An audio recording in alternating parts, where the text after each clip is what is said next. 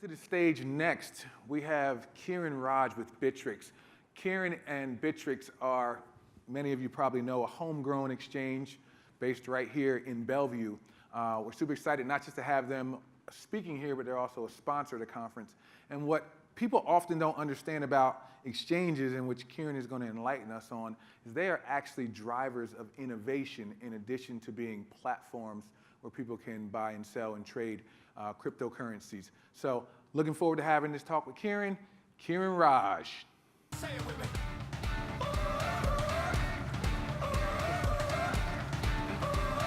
Thanks, Chris. Thanks, Chris. As Chris mentioned, my name is Kiran Raj. I'm the Chief Strategy Officer of Bittrex, a Seattle-based crypto trading platform, colloquially known as a cryptocurrency exchange. I'm here to talk about the benefits of a cryptocurrency exchange and why cryptocurrency exchanges like Bittrex are the nerve center of the blockchain industry. When I started in this space many years ago, it was right before I joined the Department of Justice was when I first heard about the term Bitcoin. And at the time, Bitcoin was probably more synonymous with bad actors and frankly, insecurity, because we had the Mt. Gox hack, we had Silk Road, things of that nature. But the one thing I will say about the Department of Justice at the time is that whenever they talked about Bitcoin, it was always very clear that although many of our cases were being brought against bad actors, they always made clear that there were legitimate uses for Bitcoin. And one of the things we've seen since then, there were tens of projects that started, hundreds, and now we're in thousands of different blockchain projects that are out there. And we've seen that evolution, frankly, over the past few years, and it's exploded in the past probably year or two. And it's become even more important for exchanges in that environment. So there's basically four things I want to talk about today about how exchanges help the blockchain industry. The first is going to be about fair price discovery and transparent price discovery. The second is about helping to secure blockchains. The third is to increase participation and distribution of various blockchain projects. And the fourth is to limit malicious actors' ability to play in the blockchain industry. So on the first, fair and transparent price discovery.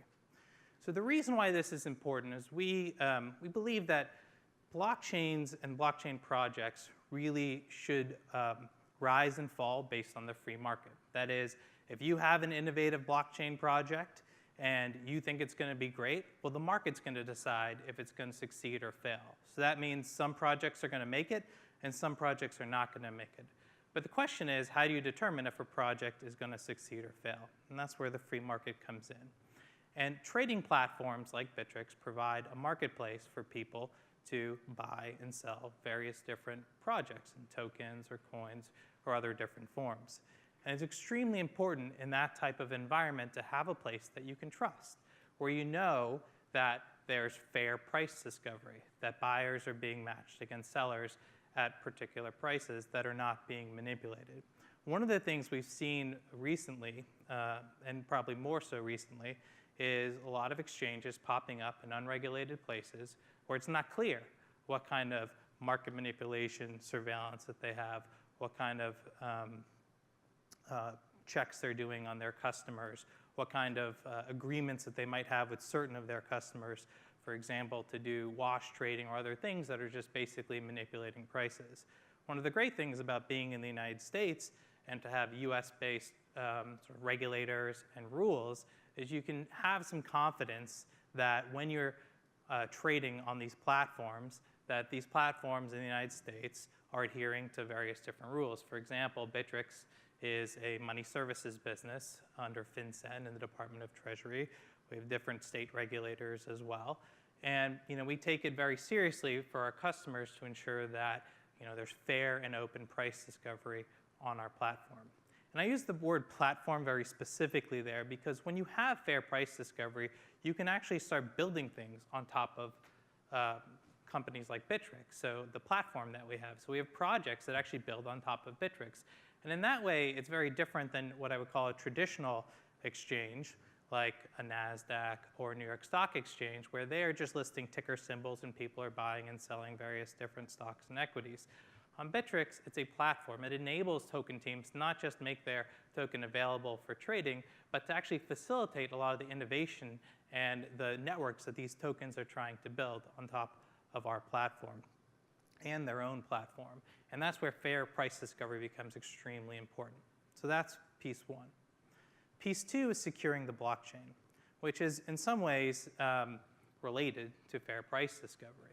So when we talk about securing the blockchain, especially on proof of work type of tokens, your security is somewhat related to a function of the hash power on your particular blockchain. And so one of the things we see is when we have fair price discovery, people can make rational choices on where they're going to put their computing power. So as particular projects become more and more popular, people move over and you have more hash power, which secures the blockchain and makes it harder to do various different attacks. But even sometimes there are situations where people start attacking blockchains. So traditional attacks like 51% attacks, double spend attacks, things like that.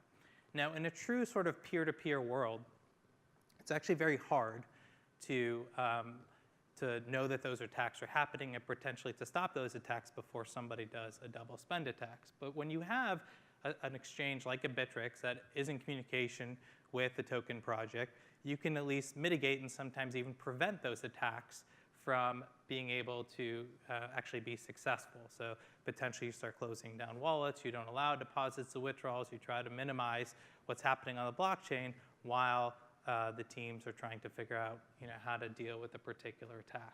And so from a perspective of an exchange or a trading platform like Bittrex, being able to offer fair price discovery to put more hash power on a particular blockchain if it's popular, but also being able to help secure those blockchains in the middle of attack are some of the two, I think, very large benefits of an exchange in this space.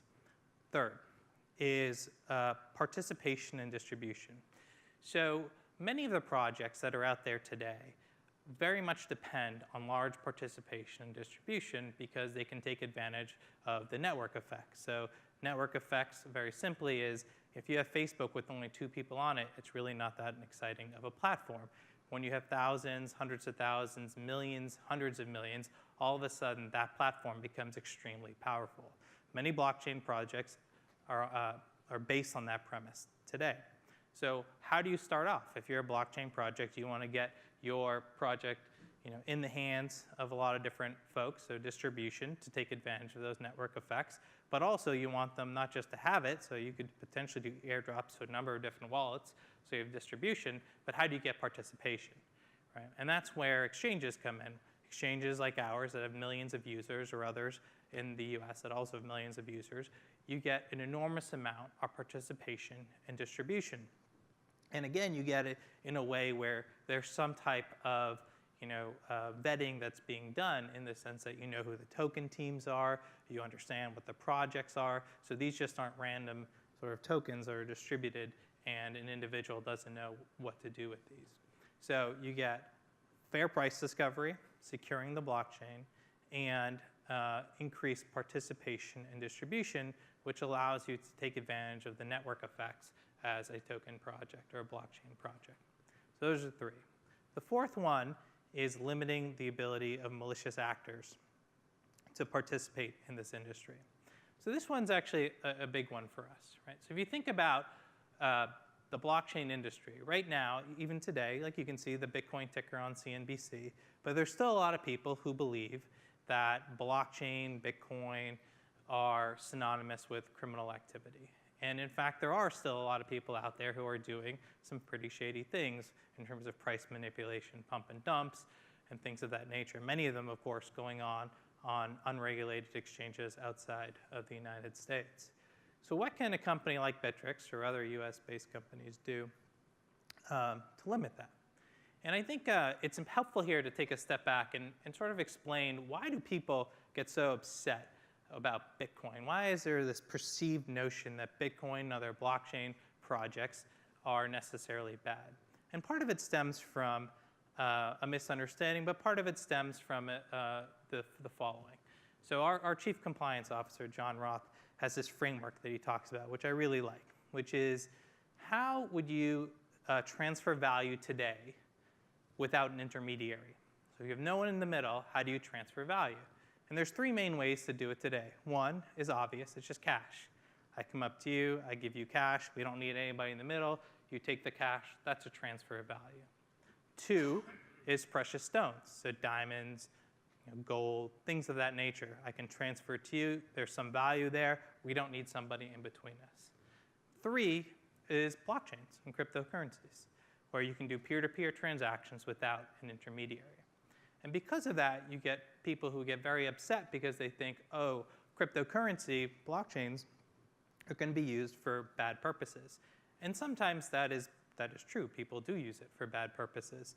But people use cash for bad purposes. People use diamonds for bad purposes. That doesn't actually say that those things are bad. And in fact, blockchain in many ways is much better than cash and precious stones because it's traceable. You can actually audit it through. Now, you may not know who actually owns any particular wallet, but you can still see how funds flow in a way that's very hard to do with cash today. Which brings me full circle back to exchanges and trading platforms. What do they provide? Well, what they provide is a mechanism to actually link an identity to a particular wallet. So for example, on Bittrex, for those of you who've ever tried to sign up for a Bittrex account, you know that when you go through the process, you sign up, you have to give us information about who you are. We actually get a photo ID of you. We match it against a picture that you take of yourself. And so we have a pretty good idea of who you are. We also do additional due diligence if it so requires based on some of your transactions and other activity. And so we have this situation now where, as an exchange that cares about anti-money laundering rules, that cares about know your customer rules, we have a mechanism to, if somebody's doing something bad, identify that person and put a stop to it. That's something that you don't actually have out there if you just have peer-to-peer transactions or other wallet-based transactions.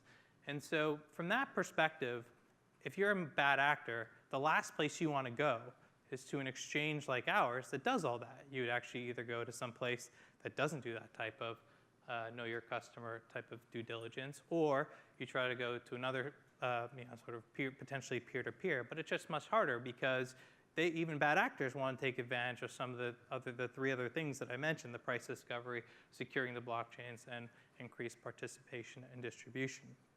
And so by focusing on anti-money laundering rules, know your customer rules, and other rules and regulations, it's actually we're in an interesting position where we're helping to move the blockchain industry forward. And this comes to sort of my meta premise, I guess, which is that we've had so much great innovation and success in this industry over the past 2 years. But what we're also seeing is that regulators and others are catching up and are trying to understand how they put their, how their rules and regulations that exist today apply to the blockchain industry.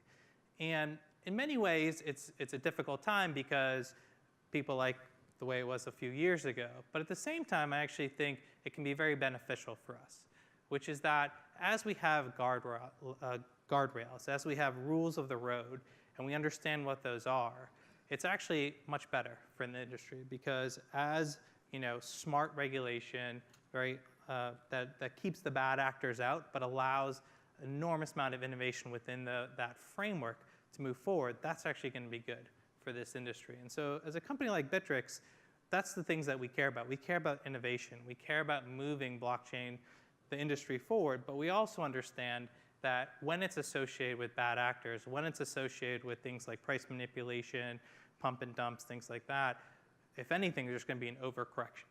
Right? We're going to have people come and probably put onerous regulations on us in ways that are not very helpful. And so that's why we see our role in this space as facilitating innovation while at the same time trying to keep the bad actors out. And so when we think about fair price discovery, when we think about securing the blockchain, increasing participation and distribution for legitimate actors, and keeping the bad actors out, all those things go to creating an environment where token projects that are new, innovative, that are trying to take advantage of a lot of the advances we've seen in blockchain technology, it provides that incubation for them. Now, I've been focusing a little bit on the United States, right? Because we're US-based, we're proud to be US-based. Our 3 founders were all ex-Microsoft, which is also why I use the word platform a lot, because that is our mentality. It's a very platform-focused mentality, just like Microsoft is. And we like the United States, but we also understand that the blockchain industry is global. It's global in nature, and as many of you have probably seen, we've announced different partnerships with companies across the globe. We have a company in Korea named Upbit that's a partner, Crypto Facile in South America. We have a few in Europe, like Palladium and Invest.com, and in Canada with Catalyx, and we're continuing to announce even more. So as part of that, we're also expanding internationally. And again, we want to focus on jurisdictions that care about things like anti-money laundering rules, know your customer rules, but also provide certainty. Because that's the other piece of this, which is that regulation that's not certain harms innovation, because you get a lot of token projects that don't know how to comply with the rules if the rules aren't clear. And so one of the things that we're going to be announcing later today is how we are moving to, we're launching a Bittrex International. We're going to provide an ability for token teams and token projects to get onto our international platform in a very streamlined and regulated way. And so as part of that, we have our US-based trading platform, which will remain the same. We're expanding internationally, all with this theme of creating an environment for token projects to be able to focus on innovation, focus on their feature set, focus on what they're trying to do, and keeping the bad actors out. So thank you very much, and really appreciate your time.